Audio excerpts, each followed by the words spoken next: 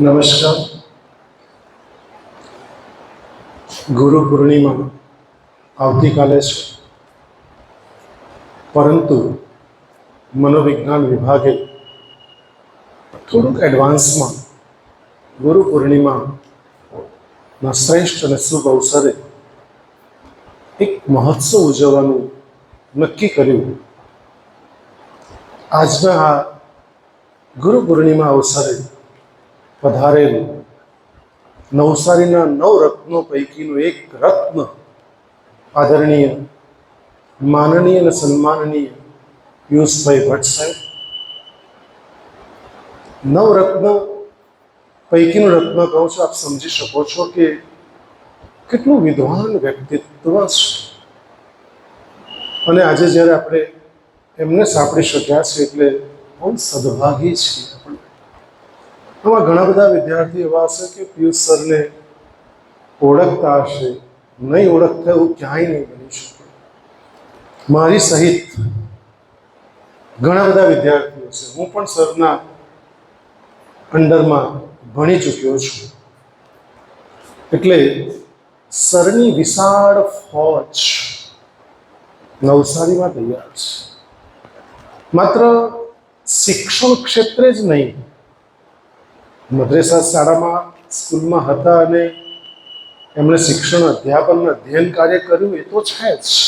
એક શિક્ષક, અંગ્રેજીના નિષ્ણાંત શિક્ષક. એટલે સર જ્યારે અમને ભણાવતા ત્યારે મને અંદરથી એવું થતું, જ્યારે હું તમને અસેસિનેશનની સ્પેલિંગ શીખવું છું, કેરોસીનની સ્પેલિંગ શીખવું છું, એ સરની બધી દેન છે. ત્યારે જો મને આવા શિક્ષક મળ્યા હોત તો જે રીતે હું ગુજરાતીમાં બોલી શકું સાહેબ, એવી રીતે ઇંગ્લિશમાં પણ બહુ સારું બોલી શક્યો હોત. પણ મારી થોડીક પણ આવડત હશે. એટલે સરની માત્ર શિક્ષણ ક્ષેત્રે જ આખી ફોજ તૈયાર થઈ નથી, મિલિટરી તૈયાર નથી કરી, પણ એમણે બહુ જ મોટું ક્ષેત્ર નાટ્ય જગતમાં એમના 2 દીકરા એ તો ખરા જ સ્ટાર, પણ સાથે સાથે હેમંત જતકર જેવા કઈ કેટલાય લોકો સ્ટાર એમણે આપી દીધા છે નવસારીને, અને કદાચ ભારત દેશના ચરણે આપ્યા છે. એવા વિદ્વાન વ્યક્તિને પ્રાપ્ત કરી શક્યા છે. ખરેખર એકવાર જોરદાર તાળી આપણા સર માટે થઈ ગઈ.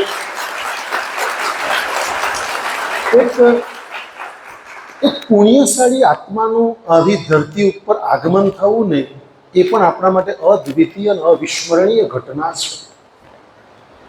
તો આદરણીય સન્માનનીય પિયુષ ભટ્ટ સર, મારા વાઇસ પ્રિન્સિપલ ભાઈ શ્રી મહેશભાઈ, વાઇસ પ્રિન્સિપલ મારા ભાઈ શ્રી હિતેશભાઈ, મારા મનોવિજ્ઞાન વિભાગના અધ્યાપક ડૉક્ટર અશ્વિનભાઈ શર્મા, મારી દીકરી અધ્યાપિકા તરીકે સેવા આપતી તૃષા, તમામ આજે આખા હોલમાં બિરાજમાન તમામ અધ્યાપક મિત્રો, અને વલ્લા મારા મનોવિજ્ઞાનના પ્રથમ વર્ષથી MA સુધીના, આજે બહુ વેરિએશન્સ છે, આજના બધા લેક્ચર અહીંયા જ ચાલવાના, આપણે 3 લેક્ચર્સ.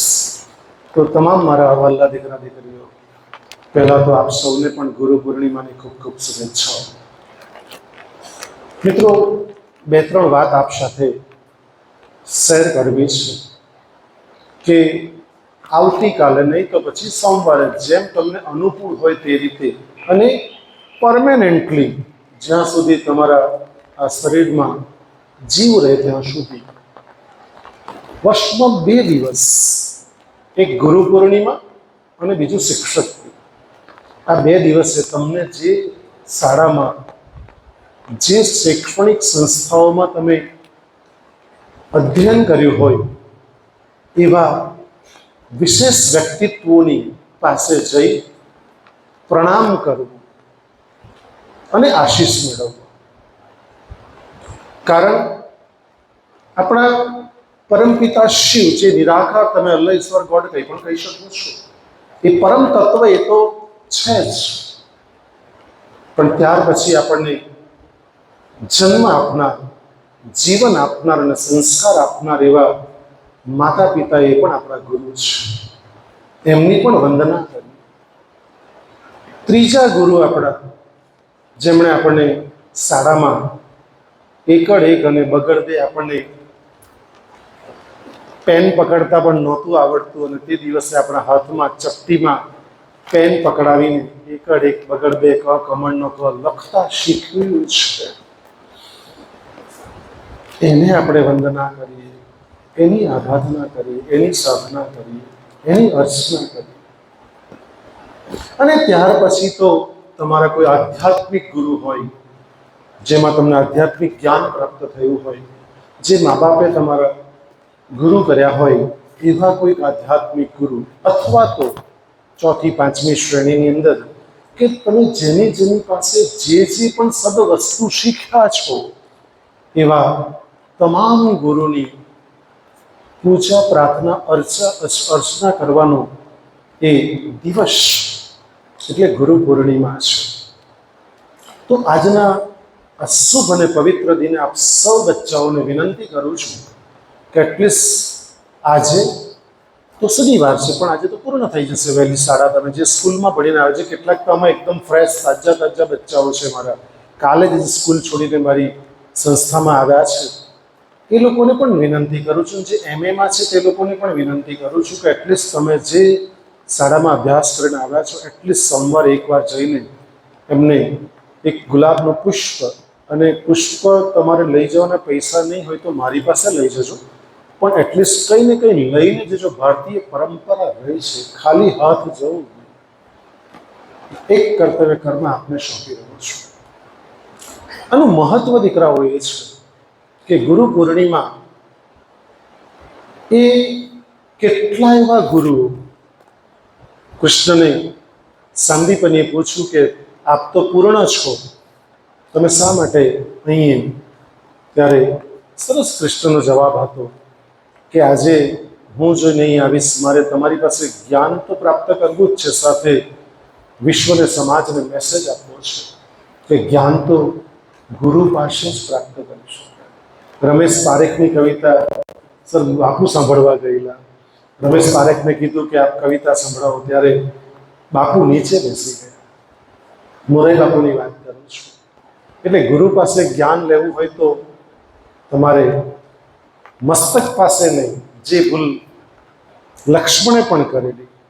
જ્યારે રાવણ મરણ સૈયા ઉપર હતો અને છેલ્લે પ્રાણ પંખે ઉડવાની તૈયારી, ત્યારે રામ કહે છે કે લક્ષ્મણને કહે છે કે જા, તું યુદ્ધ વિદ્યાનો નિષ્ણાંત છે, રાવણ એની પાસે શીખ, પૂછી આવ. ત્યારે રાવણ સૂતો હતો, ત્યાં આગળ યુદ્ધ ભૂમિ પડ્યો હતો, ત્યાં આગળ માથા પાસે જઈને લક્ષ્મણ બેસી ગયો. રાવણ નહીં બોલ્યો. ત્યારે રામે જોયું તો રામે કહ્યું, લક્ષ્મણ, માથા પાસે બેસીને શિક્ષા પ્રાપ્ત નહીં કરી શકાય, પગ પાસે બેસીને શિક્ષા પ્રાપ્ત કરી શકાય છે. અને પગ પાસે બેસીને જ્યારે શિક્ષા પ્રાપ્ત કરે ત્યારે બે શબ્દ બહુ જબરજસ્ત કરી દે છે, જે તમારે ને મારે જીવનમાં પૂર્ણપણે ઉતારવા જેવા છે. રાવણે બહુ સરસ લક્ષ્મણને કહ્યું, ગુરુ તરીકેનો મેસેજ આપતા, યુદ્ધ વિદ્યા શીખવતા, કે હું ત્રિલોકનાથ, ત્રિલોકને જીતનારો માણસ, તમારા બે વનવાસી લોકોથી કેવી રીતે હારી જ નહીં શકું, ક્યારેય નહીં હારી શકું. હું વિશ્વ વિજેતા, શિવનો પરમ ભક્ત, અને આટલા બધા ભગવાનની કૃપા, ભગવાનને પણ નહીં ગાંઠે તેવો વ્યક્તિ વિશેષ હું હાર્યો. મારી પાસે સૈન્ય બળ વધારે, મારી પાસે શક્તિઓ વધારે, છતાં કેમ હાર્યો?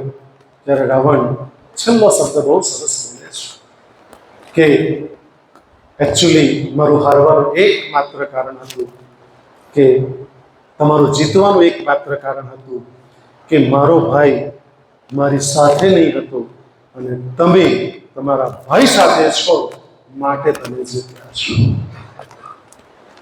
મિત્રો, કહેવાનો ભાવાર્થ એ છે કે ગુરુ વગર જે જ્ઞાન નથી પ્રાપ્ત કરી શકાતું, એવું જ અકબર અને તાનસેનની વાત પણ આપણને ખબર છે કે તાનસેન જ્યારે સુરમાં ગાતો ત્યારે અકબર એવું કહ્યું કે અરે ગુરુ કેવું ગાતા હશે, આટલું સરસ તું ગઈ શકે છે તો. અને અકબર કહે છે કે તારે ગુરુને મળવું છે, મારે સાંભળવું છે. એટલે ગુરુ પાસે જાય છે અને સવારે રાત બેસે છે, સંભળાવતા નથી, અને સવારે પરોઢે 3:30-4 વાગે જ્યારે હરિપ્રસાદજી ગાવાનું શરૂ કરે છે, અદ્ભુત ગાય છે, ભગવાનનું ભજન ગાય છે. સાંભળીને પછી એ લોકો રાજ દરબારમાં આવે છે અને પછી તાનસેનને કહે છે કે તારા ગુરુ આટલું સરસ ગાય, તું પણ ગાય તો છે જ, પણ જો તારા ગુરુ જે ક્વોલિટીનું ગાઈ શકે એ ખબર નહીં કેમ તારામાં એ નથી આવતું એમ. ત્યારે તાનસેન બહુ અદ્ભુત જવાબ આપે છે અને કહે છે કે મારા ગુરુ એ ભગવાન માટે ગાય છે અને હું આપ માટે ગાઉં છું.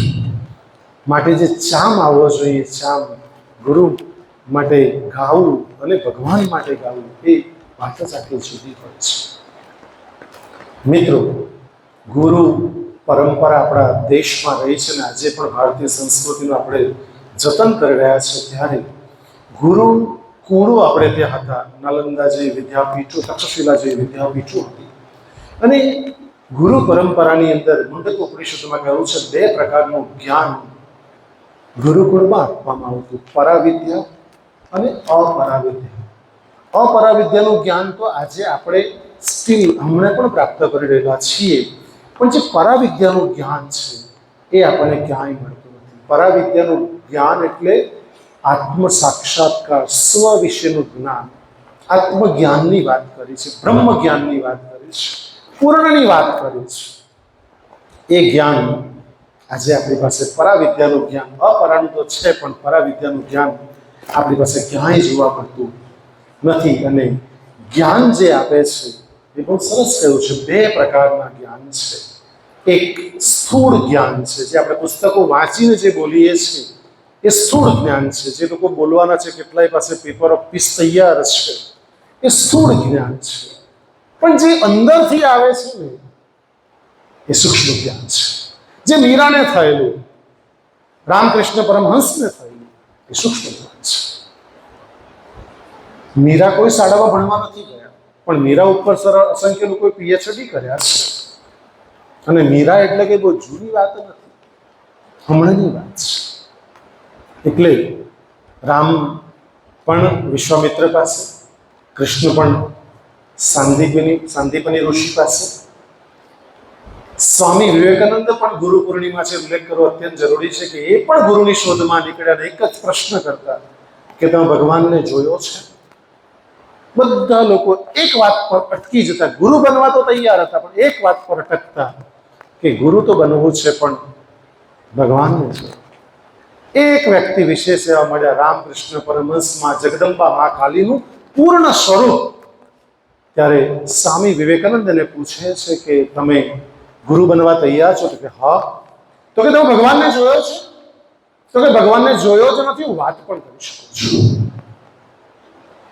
અને જ્યારે સ્વામી વિવેકાનંદ સાથે ભેટ કરી રામકૃષ્ણ પરમહંસે, બધી જ શક્તિ રામકૃષ્ણ પરમહંસની માં જગદંબા મા કાલીની શક્તિ સ્વામી વિવેકાનંદ નરેન્દ્રમાં ટ્રાન્સફોર્મ થઈ ગઈ.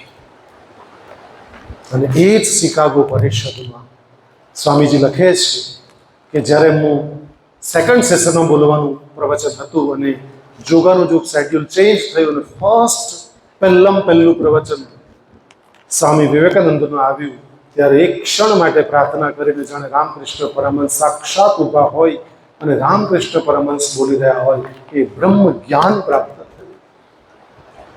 અને સ્વામીજી જ્યારે પ્રથમ અક્ષર બોલે છે, મુખમાંથી પ્રથમ શબ્દ નીકળે છે, my brother and sister of United State of America. 5 મિનિટ સુધી તાળીઓ ગડગડાટ થાય છે. લેડીઝ એન્ડ જેન્ટલમેન થી ટીવાય public my brothers and sisters સાંભળે છે. આ ગુરુનું જ્ઞાન છે. એટલે આજની જે ગુરુ પરંપરા આપણે જે જાળવી રાખી છે મનોવિજ્ઞાનના વિદ્યાર્થીઓ, મારા અધ્યાપકોએ, એ ખરેખર ખૂબ સરાહનીય છે. અને જ્યારે આજે આવો અવસર પ્રાપ્ત થયો છે કે મારા ગુરુ, મેં ગુરુ બહુ ફાઇન્ડ આઉટ કર્યા કે ભાઈ કેટલા સર મારા જે મને જે ભણાવેલું તે લોકો આજે એક લિપ્સાબેન છે અહીંયા હયાતમાં, બાકી ઘણા બધા મારા જેણે મને ભણાવેલું એ લગભગ આજે અવેલેબલ નથી. એ લોકો પ્રમીલાબેનથી માંડી, દીપ્તિબેન હરેથી માંડીને, મનુભાઈ નાયકથી માંડીને મારા બધા જ ગુરુ સ્વર્ગે સિધાવ્યા છે. એમને પણ હું નતમસ્તક વંદન કરું છું, જેમની પાસેથી મેં જ્ઞાન પ્રાપ્ત કર્યું છે. પછી મને તરત વિચાર આવ્યો કે પિયુષ ભટ્ટ સર પાસે પણ મેં એકાદ મહિનો 2 મહિના જ્ઞાન પ્રાપ્ત કર્યું હતું, એટલે એમને જો અનુકૂળતા હોય તો બોલાવીએ. અને આજે ખરેખર આપણે એવા વ્યક્તિ વિશેષ નવરત્ન પૈકીનું એક રત્ન જ્યારે પ્રાપ્ત કરી રહ્યા છે, જે વિવિધ ક્ષેત્રમાં એમના જો તમે ડ્રામા જુઓ ને, અને તેમાં પણ છેલ્લો પારસી જુઓ ને, વાવ! ટાટા હોલમાં સર હોય એટલે આખો ટાટા હોલ ભરેલો હોય. નાટ્ય ક્ષેત્રે બહુ જ મોટું નામ, નેશનલ લેવલ ઉપર નામ ચમકતું હોય તો એ પિયુષ ભટ્ટ સરનું છે. તો સર, આપને ખૂબ વંદન છે.